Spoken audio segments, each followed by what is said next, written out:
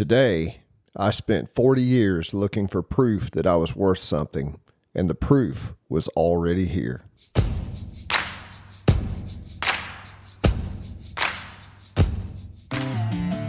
Welcome to Sacred Grit, a podcast equipping men to conquer addiction and overcome inner struggles through physical, mental, and spiritual disciplines so you can become a man of honor and integrity. I'm Jason Lyle. Now let's get to work.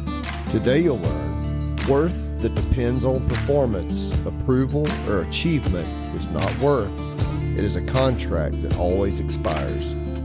The man who cannot find worth in himself will keep looking for himself in the wrong places. And love begins in yourself, from yourself, and everything else flows from there. This episode is brought to you by David Dodd, Edward Jones McDonough. What's up, my dude? Welcome back to the Sacred Grit Podcast. All right, let's talk about your worth, man, because here's the thing about worth. You have to believe that you are worthy of change. You have to believe that you are the one that you are getting better for. So let's talk about that for a minute. I love the poet Rumi, and he says this quote, "I searched for God in the synagogues and the churches and the mosque, and I found God in the most unlikely place inside of me." So let's talk about that for just a minute, because worth that depends on performance, approval, or achievement is not worth.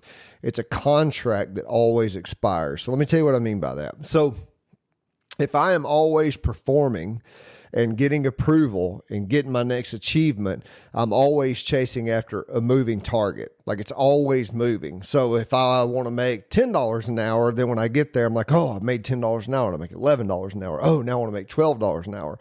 It's never enough because it's an external affirmation of what I think is my internal worth. And listen, I built my entire identity on being the man everyone needed me to be, the good pastor, the strong leader, the man with all the answers. And every time I delivered, like every time I got the approval, the praise, and the affirmation, it felt so good for about 5 minutes. Then the contract reset and I had to earn it all over again. Now, that's not worth. That's a performance review with no end date, right? It's like me always looking to somebody else to tell me whether or not I'm worth something. And a man who ties his worth to what he produces will spend his entire life on a treadmill running hard, getting nowhere, and reaching for whatever gives him the fastest relief when the exhaustion hits, right? So it's like you're not finding the worth in and of yourself. You're finding the worth outside of yourself. And when that's not enough, you start to justify your behaviors because you're like, well, I'm so dysregulated and I'm working so hard. But what you're chasing is not what you think you're chasing, my dude. You're chasing yourself. Because here's the thing. The man who cannot find worth in himself will keep looking for himself in the wrong places. Now, this is the thing I wish someone would have told me 30 years ago. Every affair, every addiction, every compulsive behavior I ever had was an attempt to find the version of myself that felt worthy. Think about that for a minute now. I wasn't looking for sex or validation or escape, although those things were definitely part of what I was doing, but I was looking for a man I could respect. And I kept looking for him in places that could never produce him, in other people's approval, in other women's attention, in the next achievement, the next title, the next thing, the next degree. But the man I was looking for is not out there. He was always in here.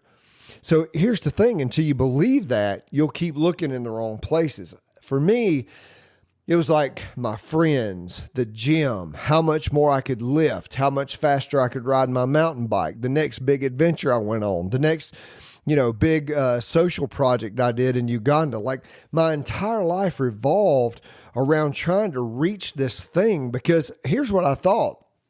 And I don't know that I would have said this like cognitively, that I understood it, but this is retrospective. Here's what I thought. I thought if I can just somehow achieve that, but now here's the thing.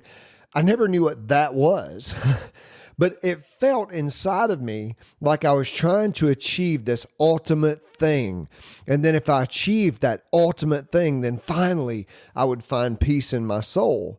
But that peace is not out there, my dude. That peace is inside. And every time I think about this idea, I think about, this verse. I think it's in Philippians chapter 4, maybe Don't quote me on that. But Paul says, present your request to God, and the peace that surpasses all understanding will guard your hearts and minds in Christ Jesus. Now, here's what I believe about that. I believe that we have wants and desires and needs in this world, but when we let go of those, that's presenting our things that we want, and we just let go of those, and we quit trying to chase after the next thing, and we just learn how to be here now. That peace that surpasses all understanding can come inside of us, because love begins in yourself and from yourself, my dude. Everything else flows from there. Jesus said, love your neighbor as yourself, not instead of yourself, as yourself. That means the love you have for others is directly proportional to the love you have for yourself, because a man who doesn't love himself cannot truly love his wife, his kids, or God. He can perform love. He can go through the motions, but real love, listen, the kind that costs something and gives without needing anything back, right? That only comes from a man who has first learned to love himself. Now, that sounds like selfishness, but I think it's the foundation that everything else is built on. Because here's the thing. Most men that I know that are fighting for love and fighting for acceptance, here's what the question they're asking. Will you love me? Will you love me? Will you love me? Will you make me feel whole? Will this make me feel whole? Will this drug make me feel better? And they're just chasing after this endless dragon that just keeps burning them every single time they think they're going to catch it, right? But here's the thing. When we stop, and that is, listen, here's where I'm going with that. That is the true definition of a narcissist. It's like, will you love me? Will you love me? All those things are about me. That is actually selfish. But check this out.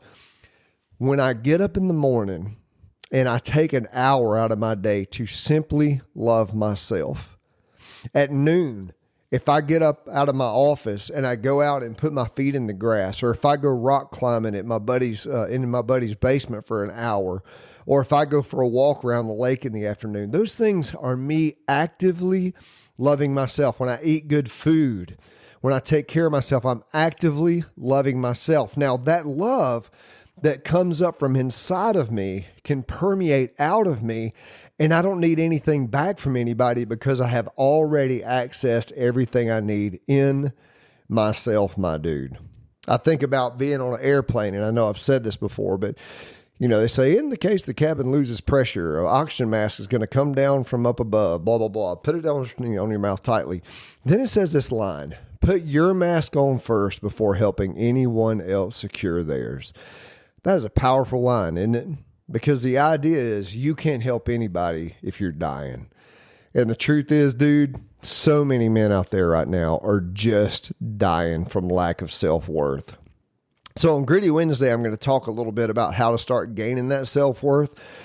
But for now, just suffice to say, dude, if you would just think of this idea that, man, if I could just learn how to love myself, if I could just learn how to care for myself in a way that makes me feel whole, I don't have to look to everybody else to care for me, and I can start giving of myself to the rest of the world, and maybe that's how I practically love God.